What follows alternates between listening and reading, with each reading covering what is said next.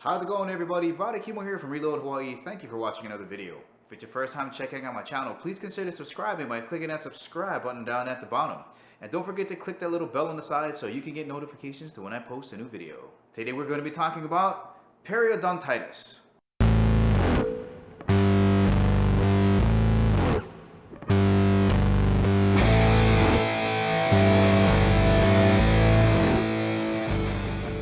Just to clear the air, periodontitis is just fancy for advanced gum disease. Now, why am I bringing it up? Because 50% of all adults in the United States have some form of periodontitis. So apparently gum disease like this and even cavities can be hereditary. So for both my mom and my dad, they have very unhealthy gums. It doesn't matter really how much they go to the dentist or how much they brush or floss. They gotta go consistently to get their teeth cleaned to remove that tartar buildup. And that's where those pockets of bacteria kind of hang out, is underneath the gum line. So you might be one of those people that have just cavities no matter how much you brush. I'm one of the unfortunate people that have this going on. And this is bad because, yeah, sure, you can have healthy teeth because I don't have any cavities in my mouth right now. But what good is it if you don't have anything to hold the teeth into place? Another contributing factor to periodontitis is age. So the older you get, the more likely you're going to get this. So you have to be more on top of your brushing, your flossing, the cleaning with the proximity brushes, the mouthwash. All has to be definitely more consistent than maybe when you were younger. I think the statistic was something like for people that were 65 and older, it was 70%. So the 50% actually jumps higher when you get older. So for me, I'm in my 40s now. I definitely have to be more on my regimen for oral hygiene, as well as making sure I get into the dentist at least twice a year to get my teeth cleaned so they can get that tartar out. Okay, I just mentioned tartar. So there's a difference between plaque and tartar. Plaque is that stuff you get in your mouth after you're done eating. It's kind of mushy, that white stuff in there. And you can get that out with brushing and flossing. That's not the hard part to get out. But sometimes, especially if you eat a lot of things like rice and like tortilla shells, the things that are real starchy, those things tend to slide underneath the gum and accumulate to make tartar, which is hardened plaque. It's basically calculus, just really hard stuff.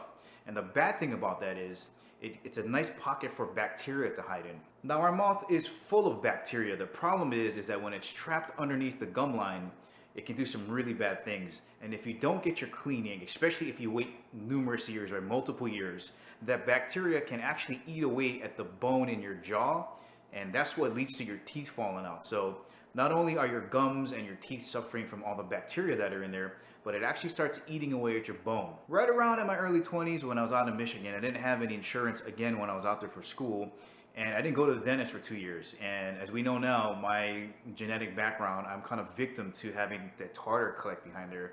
And that's when I had some really major bone loss on this side of my jaw. And I didn't even know at that time that bacteria in your mouth could be that bad, but I had to have surgery. They cut my gums open, they flopped it open. The doctor had me look at it and it's flapping around down there, and I could see all the tartar buildup down there. And it was pretty gross. So on this side of my jaw, my gum line goes straight and it dips down and goes straight across again. Because I lost that bone, when the gums tried to come back up, there was no bone for it to grab onto. So it's important to get your cleaning done. So then what is the difference between gingivitis and periodontitis?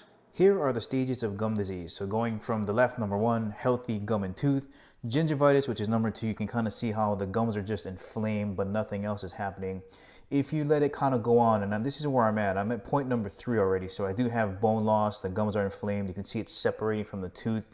This is a result of the pockets of calculus or tartar buildup. The gums are peeling back, and that's when the dentist sticks his probe down in there. And if you're doing like 3, 4, and 5, that's going to be your periodontitis to your mild to your advanced. So if you're wondering what it looks like in your mouth, this is what it's going to look like, and this is what you want to avoid. 3 and 4, you definitely don't want to be in there.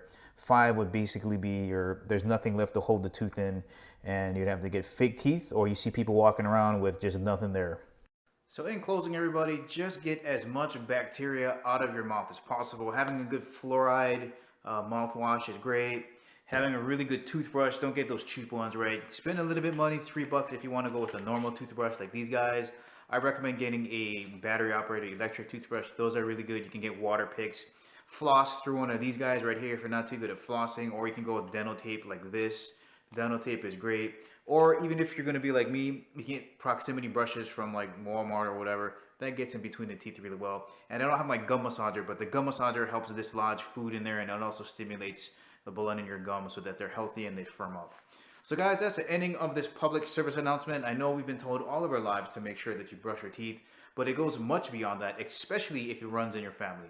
So guys, that's the ending of this video. I hope you found it useful. Share it as much as possible. If you haven't subscribed to my channel, please do. And as always, I'll catch you guys later.